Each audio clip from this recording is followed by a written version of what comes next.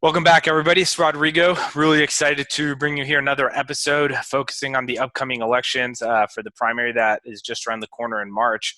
Today, I'm still sitting with Dillon Gentry. We're doing a remote just because it's a crazy time of the year for anybody who's running, probably.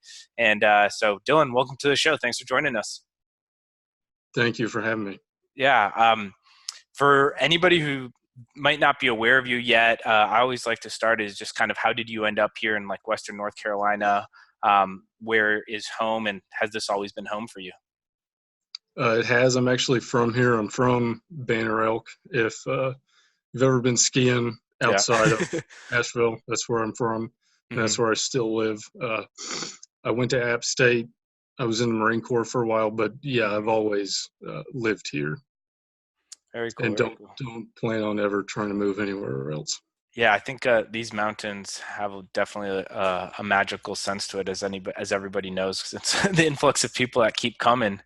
Yeah, Um, that's the only issue. yeah, yeah, it definitely is an issue. Uh, you know, these election cycles, it's kind of an interesting one. Obviously, it seems like there's a big crossroad coming around, and doesn't matter what low level of government, people are pretty, kind of on one side of the table or the other. Uh, as we kind of mentioned offline a little bit, I was doing some research trying to get a feel for what your platform is, and noticed that you don't have a ton of information out there. I'm assuming that's intentional, and I would love to kind of know what's the thought process, or why is that the case? It's semi-intentional. Mm-hmm. Part of the reason is I don't plan on raising any money, Okay. and I haven't raised any money. Mm-hmm. And I mean, I'm the type of person I have always done. I've worked since I was 14, and Mm-hmm. then still to this day, I have a day job, but still do stuff on the side. Like I mow on during the summers, and Mm-hmm. still do carpentry work on the side and stuff. And even when I do work for people, I'm not a fan of asking them for money. So the idea of me calling people that I know and saying, "Hey, give me money so I can buy yard signs," I'm just not that kind of person.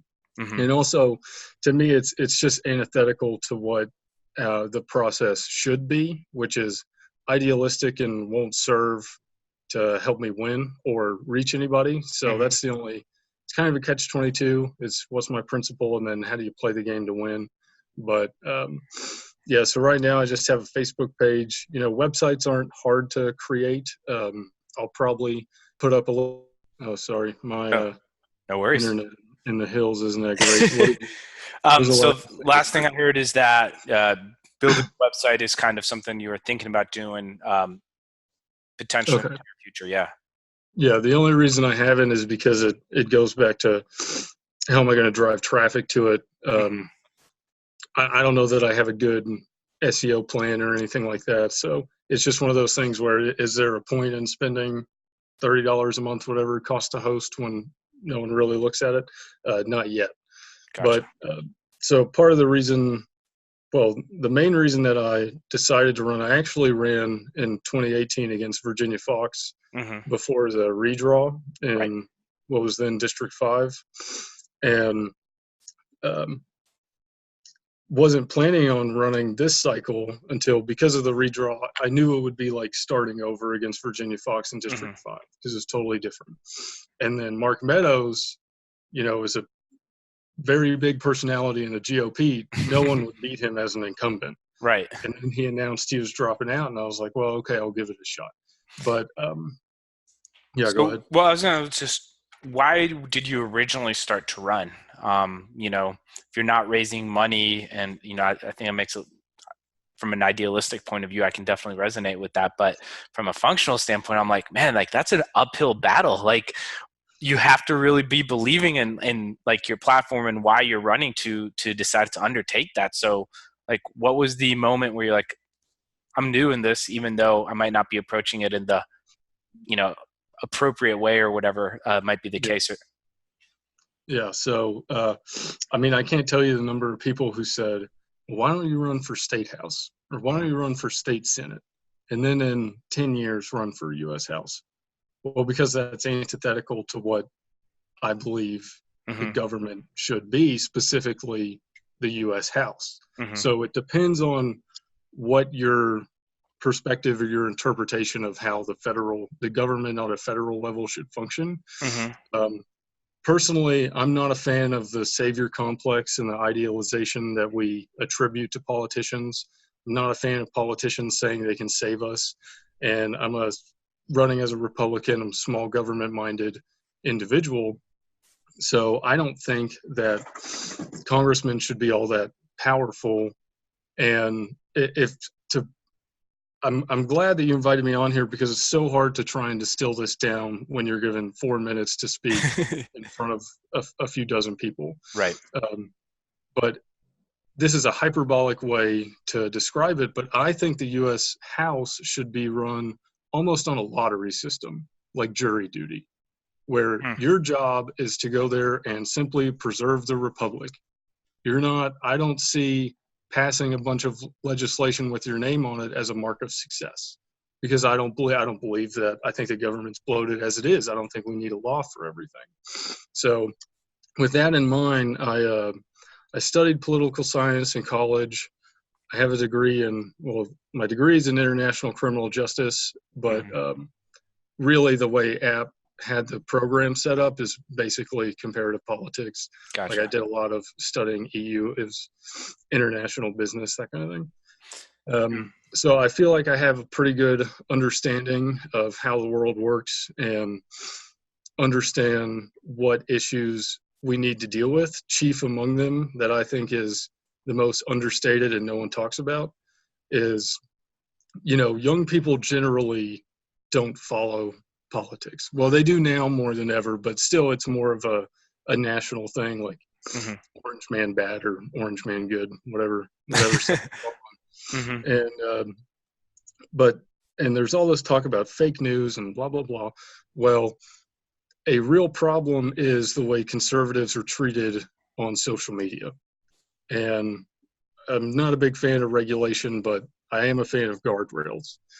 And social media companies, if you watched any of the hearings in the House with Mark Zuckerberg or Jack Dorsey or any of them that show up, Google CEO, the people questioning them just don't understand really much of anything, don't understand how the internet works.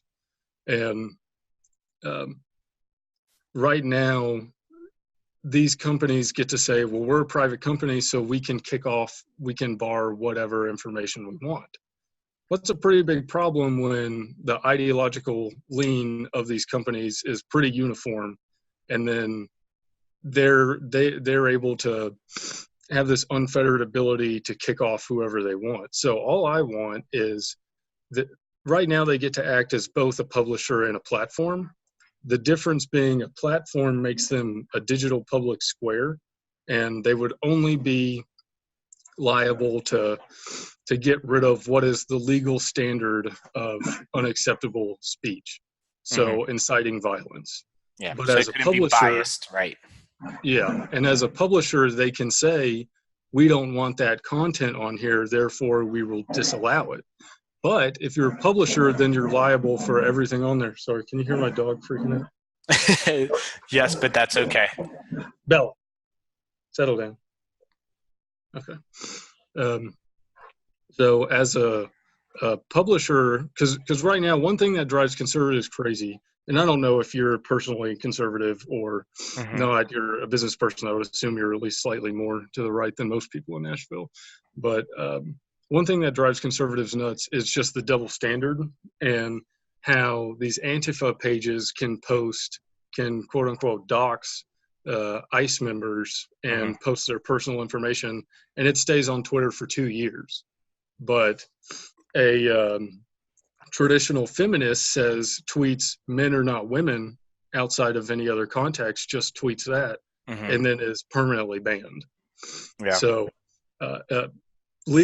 defining them legally as a platform would force them to treat everyone equitably. Yeah, it's a pretty that's a big issue to tackle, and obviously it's going to be met with a lot of resistance as far as the deep pockets that all those companies have, as any of the platform companies have, because of the retention of the user base. Is that what you would say is your main focus going into this election cycle, or do you think that based on the lottery system, you said, kind of protect and preserve the republic. What is that balancing role between taking on a major fight like that versus keeping the balance of, here in Western North Carolina? Yeah. So all legislation is introduced in the House. So there is Hmm. still, I mean, you do have to pass laws as things change, as Right. times change. So really, I would say for me, it's one of the only positions where I wholeheartedly believe that legislation is needed and I would be willing to write and introduce. Hmm. Um, and going back to congressmen not being that powerful, um, can I do it? I mean, when people talk about a multitude of issues, like your standard political Hmm. candidate, I'm going to fix the border and I'm going to, et cetera, Yeah. it's just not true. It's just false. Hmm. And if that were possible, it would have happened, the last 50 times everyone running said that was going to happen. Hmm. So to me, it's as a realist, that's something that I can control and I can introduce. And I think in terms of whipping votes and lobbying people to it, I think it would be relatively, well, actually, it probably wouldn't be relatively bipartisan because a lot of people on the left are in favor of hate speech laws. But I think it's a realistic thing that I could accomplish, if that makes sense. And I'm not going to lie and talk about all these other things that I would like to happen and guarantee they'll happen Hmm. in the new Congress because Right. it's just unrealistic. What um what was your experience last time when you ran versus your experience so far this cycle, and like what you're planning or have done differently? I think last time tried to I tried to play the game a little more and wasn't as good at it. For instance, yesterday I went to this small forum in Henderson County and I didn't prepare a stump speech or anything. And I got Hmm. up and I opened with, hey, if I'm being honest, I don't really want to be a congressman. I don't want to have to spend all that time in DC, but I think I can do it well. And Hmm. it's one of those things where I don't I don't have any ego in this, and I don't want whoever holds the seat to have any ego in it. But the catch 22 is typically the people that don't have a big ego aren't going to put themselves out there to run. So it's one of those things where I don't even like that I myself had to register. I wish there could have been some kind of nominating committee. But Hmm. anyway, last time uh, I I didn't realize precisely, and the district is a little different now, but I didn't Right. realize precisely how conservative or how I don't want to say radical, but just how far right a lot of the people were. And so I would say something, yeah. Um, but yeah, so going back, you said it's something that you got surprised by a little bit was the I guess radical conservatism, or how far leaning right people were here in the in like District 11 now. What it is, I think Yeah. I don't want to put words in your mouth, but that was kind of my interpretation of what you said. Well, really, it wasn't where the district is now. It Hmm. was the northern part of the state. Yeah. And what I mean by that is I didn't really have some positions fully formed, and part of it was me making up what I think is the more intelligent way to frame things. So Hmm. I was at this forum, and there were a few hundred people there, and I answered this question first, and I said, regarding a wall, I don't know if there should be one because I'm not a fan of the government spending our money on unnecessary projects. And the thought process being where there hasn't been one up to this point. Granted, I am in favor of a border a barrier and increased border security. But in my mind, the reason I framed it that way is because going back to the way things are polled, if you ask people, are you in favor of a border wall, it has like 20% support. If you ask them, are you in favor of stronger border security, that jumps to like 70 support, Right. 70%. So I just worded it poorly in my answer to the question, my response to the question. And then Virginia Fox takes the microphone and says, I mean, it was like a South Park answer. She said, we do need a wall and we need to stop these illegals from taking our jobs. And the whole crowd started woo, and then started chanting "Build the wall," and I was like, "Oh God, I did not anticipate that." Yeah. Um, okay, and that was one of those things where at that forum they asked pretty crazy kind of conspiracy theory right questions like, do you think how do we stop funding NPR and PBS and blah blah blah. And I've listened to NPR for years, and NPR has become radically more biased the last 4 years. But before that, they're like, right now I get really annoyed listening to it a lot of times, but I still listen to it all the time. Hmm. And so at the time I was like, out of all the things we get taxed on, the amount of money that it costs you annually to fund those is about 4 cents. Hmm. So the idea that eliminating funding for that is going to um, lighten your Make burden a big is difference. false. Yeah, Yeah. and but that's a whole. So this time I think I've been able to just be more. I've decided to just be honest, and Hmm. if I don't win, this isn't a career path for me. If I did win, I wouldn't serve more than 4 terms. Honestly, I don't know if I could even make it that long. Hmm. But so I wanted to run initially because I thought, as a young person, I was 25 at the time. Hmm. I thought I'd be able to garner all this local media coverage, and then I could inspire other people, other similar-minded people, to do the same thing. That didn't really work out because newspapers, they don't want to just write a story about you when they can sell you a $2,000 ad package for 3 weeks. Yeah. Um, so I decided to give it another chance. If this doesn't work out, um, I don't know that I'd ever run again. I might, but if I did, I would have to come to terms with the fact that I'm going to have to raise money, and I just don't know if I could ever do that. Yeah, it's tough. I mean, especially like it's a pretty crowded field for this district. I think I have the list, but I think it was like 9 or 11 people, right? So um, Yeah, there were 12 and one's dropped. okay, so yeah, so 11, and I think the battle of differentiation comes down to two things, like in my opinion, and this is just very much on the outside looking in. It's a is Mhm. just being able to put yourself in front of people, and that's going to come down to money, or two, having a platform that really kind of is a differentiating voice or differentiating approach, which, I mean, it seems like that's kind of what you're going for, right? Not Yeah. outspending somebody, but just having a different idea or a different approach that draws people to you. Do you feel like that's been successful so far, this cycle? Um, yes, I don't really like. This isn't to be disparaging towards any of the other candidates or Hmm. anything like that, and I don't really like to. I try to remain as humble as possible. I don't Yeah. enjoy bragging about myself, but like, to use the forum from yesterday as an example, there were, I think, 6 of us from this seat that Hmm. spoke, and I was the last one to go. And for the most part, there's this one guy, Madison Crawthorn, I believe Okay. is his last name, and he is. I tell you what, if he doesn't win this election, he'll be in politics pretty soon. He's very charismatic. He's a great retail politician. Hmm. He's a sharp dude. So, but other than that, everyone was at least in their 50s, if not their 60s, and they were Oh wow. relatively run-of-the-mill candidates. Hmm.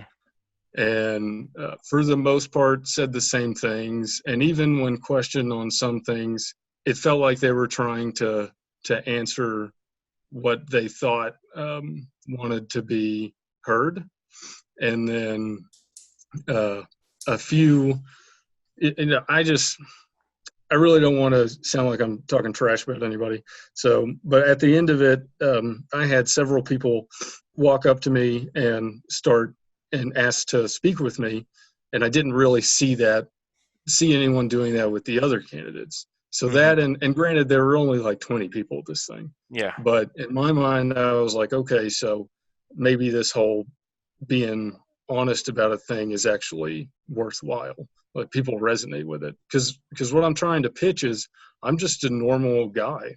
I Hmm. mean, my wife is pregnant. We're having a baby in May. I'm just trying Congratulations, to by the way. thank you. I'm just trying to reduce the tax burden on us. I hate the Hmm. government stealing our money constantly, and I'm just trying to make everything a little bit easier for all of us.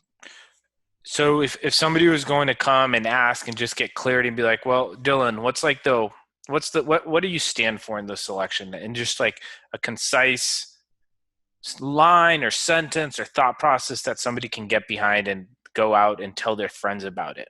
Mhm. What would you want the message that other people are sharing about you to be? Probably that I want our representatives to be representatives. Hmm. They're not leaders. They're not saviors. For the most part, people in politics are relatively self-serving, even if they're good at pretending they're not. Hmm. And so I just want to be uh, uh, try to be a part of that sea change where we get back to the original intention of Hmm. the way things were laid out. And something I haven't mentioned so far, but I think is important to people. I'm extraordinarily pro Second Amendment. I was a Hmm. Marine Corps infantryman. Uh, Currently, I'm a firearms instructor with a school I started with a guy I was in the Marine Corps with called Appalachian Tactical Academy. We do have a Hmm. website for that, but we're not playing. Um, but I build rifles, I build handguns. Hmm. Um, I filled out a questionnaire recently, and that they asked the question, "What differentiates you? How are you better than the other candidates?" And I said, "Well, I don't want to say I'm better than anyone, except it may be shooting." So I'm an active competitor and things like that. So that's pretty important to me, and that's something that I never waver on. Yeah, understood. No, that makes a lot of sense. Uh, what's the best way for people to connect with you, Dillon? Like, I know you got your Facebook page. It's Dillon Gentry U.S. House, if I'm not mistaken. Is that right? Yeah, it's my name on the ballot will appear as Dillon S. Gentry, and that's Hmm. what the page name is. But I mean, you'd find it if you search that. Right now, that's really the best way Hmm. to contact me because going back to the money thing, I don't really have the infrastructure of a traditional campaign, Hmm. Right. and I feel like Facebook is broad enough to accomplish what I need to for now. So Yeah. right now, yeah, just Facebook. And is there anything we haven't covered or touched on that you think is important that you just want to be clear on, or a stance you want to just communicate to make sure people know, what they're getting if they vote for you or when they vote for you? Just to reiterate that I'm a worker. You know, I'm not an attorney. I'm not a doctor. Hmm. I don't have the traditional pedigree of someone that becomes a legislator, and that's precisely why I'm running. Hmm. Because I think the House, at the very least, of all the chambers of government, the U.S. House should involve average people that understand average people issues. Yeah, Um, and I'd say that's probably the main the main thing that I'd focus. like people to understand. Cool, cool, awesome. Well, Dillon, yeah, thanks so much for coming on the show. Really appreciate it. Um, really enjoyed the conversation. It's good to kind of hear a refreshing take and not talking to somebody who has like perfect answers for every question that they've been rehearsing for a long time. So definitely appreciate you being candid with us, and best of luck Yeah, as you go to the primaries and the general election. yeah. Thanks, man. I appreciate you guys having me. Absolutely, absolutely. Cool.